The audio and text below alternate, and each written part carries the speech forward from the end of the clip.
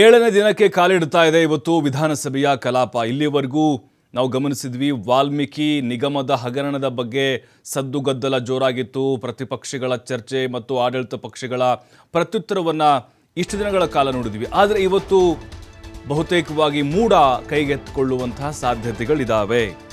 ಏಳನೇ ದಿನ ಕಾಲಿಡ್ತಾ ಇದೆ. ಇನ್ನು 3 ದಿನ ಅಷ್ಟೇ, 7, 8, 9 ದಿನಗಳ ಕಾಲ ಈ ಬಾರಿಯ ಒಂದು ಕಲಾಪ. ಮೂಡ ಹಗರಣಗಳ ಚರ್ಚೆಗೆ ಪ್ರತಿಪಕ್ಷಗಳು ನಿರ್ಧಾರ ಮಾಡಿದ್ದಾವೆ. ಇಂದು ಸದನದಲ್ಲಿ ನಿಲುವಳಿಯನ್ನು ಮಂಡಿಸ್ತವೆ ಪ್ರತಿಪಕ್ಷಗಳು. ಚರ್ಚೆಗೆ ಅವಕಾಶ ಸಿಕ್ಕರೆ ಸರ್ಕಾರದ ವಿರುದ್ಧ ಸಮರಕ್ಕೆ ಸಜ್ಜಾಗಿದ್ದಾವೆ. ಅಗತ್ಯ ದಾಖಲೆಗಳನ್ನು ಕೇಸರಿ ಕಲಿಗಳು ಸಿದ್ಧಪಡಿಸಿಕೊಂಡಿದ್ದಾರೆ. ಆದರೆ ಮೂಡ ವಿಚಾರದಲ್ಲಿ ಮೈತ್ರಿ ಪಕ್ಷ JDS ಮಾತ್ರ ಸೈಲೆಂಟ್ ಆಗಿಬಿಟ್ಟಿದೆ. ಬಿಜೆಪಿಗೆ ತಿರುಗೇಟು ನೀಡೋಕೆ ಸರ್ಕಾರ ಕೂಡ ಪ್ರತ್ಯಾಸ್ತ್ರವನ್ನು ಬಳಕೆ ಮಾಡುತ್ತೆ. ಹಾಸನದ ಪೆನ್ಡ್ರೈವ್, ಅರಸು ಟ್ರಕ್ ಹಗರಣದ ಬಗ್ಗೆ ಚರ್ಚೆ ಮಾಡುವಂಥ ಸಾಧ್ಯತೆಗಳಿದ್ದಾವೆ. ಅವಕಾಶ ಸಿಕ್ಕರೆ ಮತ್ತೊಮ್ಮೆ ಮೈತ್ರಿ ಪಕ್ಷಗಳಿಗೆ ಡ್ಯಾಮೇಜ್ ಮಾಡುವಂಥ ಸಾಧ್ಯತೆ ಇದೆ. ಇಡಿ ಅಧಿಕಾರಿಗಳ ವಿರುದ್ಧದ FIR ಬಗ್ಗೆ ಕೂಡ ಚರ್ಚೆ ಆಗುವ ಸಾಧ್ಯತೆಗಳಿದ್ದಾವೆ. ಅಂದರೆ ಈಗ ಇಡಿ ಏನು ಹೆದರಿಸಿ ಬೆದರಿಸಿ ಅಲ್ಲಿ ಕಲ್ಲೇಶ್ ಅನ್ನುವಂಥವ್ರ ದೂರ ಏನಿದೆ ಮತ್ತು ಕೋರ್ಟ್ನಲ್ಲಿ ವಿಚಾರಣೆಗೆ ಬರಬೇಕು, ಅದ್ರ ಬಗ್ಗೆ ಚರ್ಚೆ ಆಗ್ಬೋದು. ಇಷ್ಟು ದಿನ ನಾವು ವಾಲ್ಮೀಕಿ ನಿಗಮದ ಹಗರಣದ ಬಗ್ಗೆ ಪ್ರತಿಪಕ್ಷಗಳು ಸರ್ಕಾರವನ್ನು ಇಕ್ಕಟ್ಟಿಗೆ ಸಿಲುಕಿಸಿದವು. ಜೊತೆಗೆ ಸಿದ್ದರಾಮಯ್ಯನವರು ಕೂಡ ಅದಕ್ಕೆ ತಕ್ಕನಾದಂಥ ಉತ್ತರವನ್ನು ಕೊಟ್ಟಿದ್ದಾರೆ, ದಾಖಲೆಗಳ ಸಮೇತವಾಗಿ. ಆದರೆ ಈಗ ಮೂಡ ಹಗರಣದ ಬಗ್ಗೆ ಚರ್ಚೆ ಮಾಡಿ ಮುಖ್ಯಮಂತ್ರಿಗಳಿಗೂ ಕೂಡ ವೈಯಕ್ತಿಕವಾಗಿ ಮುಜುಗರ ತರಬೇಕು ಅನ್ನುವಂತಹ ಪ್ಲ್ಯಾನನ್ನು ಈಗ ಮೈತ್ರಿ ಪಕ್ಷಗಳು ಮಾಡಿಕೊಂಡಿದ್ದಾವೆ. ಆದರೆ JDSನವರು ಸೈಲೆಂಟ್ ಆಗಿಬಿಟ್ಟಿದ್ದಾರೆ.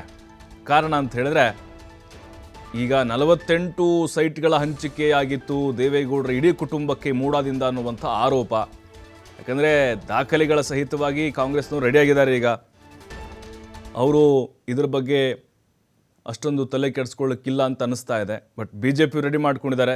ಸಿದ್ದರಾಮಯ್ಯನವರ ಪತ್ನಿಗೆ ಯಾವ ರೀತಿಯಾಗಿ ಸೈಟ್ಗಳನ್ನು ಹಂಚಿಕೆ ಮಾಡಲಾಗಿದೆ, ಯಾವ ಕಾಲದಲ್ಲಿ, ಅದು ಅಕ್ರಮನ ಸಕ್ರಮನ, ಇದ್ರ ಬಗ್ಗೆ ಚರ್ಚೆ ಮಾಡಲಿಕ್ಕೆ BJPಯ ಸದಸ್ಯರು ರೆಡಿಯಾಗಿದ್ದಾರೆ. ಮತ್ತಷ್ಟು ಮಾಹಿತಿ ಶಿವಕುಮಾರ್ ಹೇಳ್ತಾರೆ. ಶಿವಕುಮಾರ್, ವಾಲ್ಮೀಕಿ ನಿಗಮದ ಹಗರಣದ ಚರ್ಚೆ ನೋಡಿದ್ವಿ, ಇಷ್ಟು ದಿನಗಳ ಕಾಲ ಭಾರಿ ಸದ್ದು ಮಾಡ್ತು.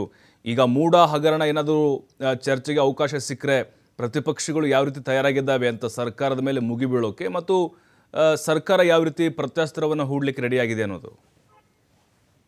ಪ್ರಭು, ಇವತ್ತು 7ನೇ ದಿನಕ್ಕೆ ಕಾಲಿಡ್ತಾ ಇದೆ ವಿಧಾನಸಭೆ ಕಲಾಪ, ಹಾಗೆ ವಿಧಾನ ಪರಿಷತ್ ಕಲಾಪ.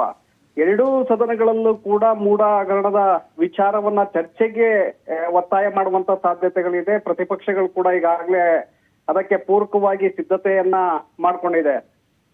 ಇವತ್ತು ವಿಧಾನಸಭೆಯಲ್ಲಿ ಮೂಡ ಹಗರಣದ ಚರ್ಚೆಗೆ ಅವಕಾಶವನ್ನ ಮಾಡಿಕೊಡ್ಬೇಕು ಅನ್ನುವಂತ ನಿಟ್ಟಿನಲ್ಲಿ BJP ನಾಯಕರು ನಿಲುವಳಿ ಸೂಚನೆಯನ್ನ ಮಂಡನೆ ಮಾಡೋದಕ್ಕೆ ಮುಂದಾಗಿದ್ದಾರೆ.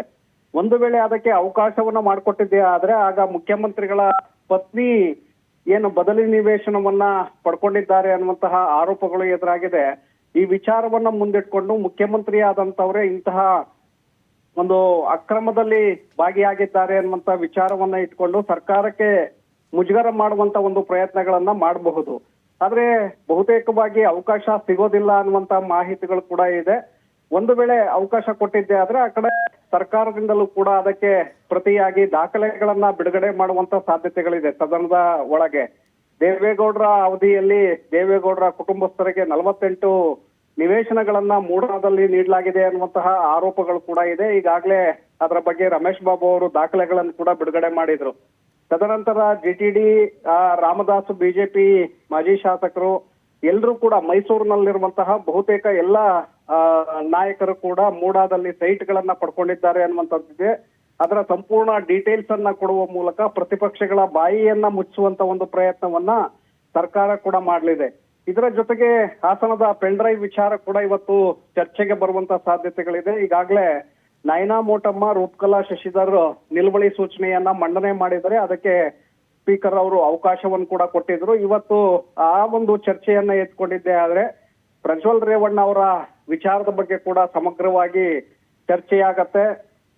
ತದನಂತರ ಅರಸು ಟ್ರಕ್ ಟರ್ಮಿನಲ್ ನಲ್ಲಿ BJP ಮಾಜಿ MLC DS ವೀರಯ್ಯ ಅವರು ಏನು ಸಿಲುಕಿದ್ದಾರೆ ಅನ್ನುವಂತ ಆರೋಪಗಳಿದೆ. ಈಗಾಗಲೇ ಅವರು ಜೈಲಿಗೆ ಹೋಗಿದ್ರು.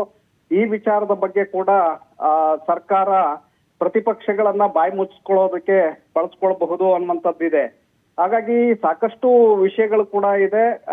ಒಂದು ಕಡೆ ಪ್ರತಿಪಕ್ಷಗಳು ಅಟ್ಯಾಕ್ ಅನ್ನ ಮಾಡಿದ್ರೆ ಅದಕ್ಕೆ ಪ್ರತಿಯಾಗಿ ಈ ಕಡೆ ಸರ್ಕಾರದಿಂದಲೂ ಕೂಡ ಸಾಕಷ್ಟು ಸಿದ್ಧತೆಗಳನ್ನ ಮಾಡ್ಕೊಳ್ಳಲಾಗಿದೆ.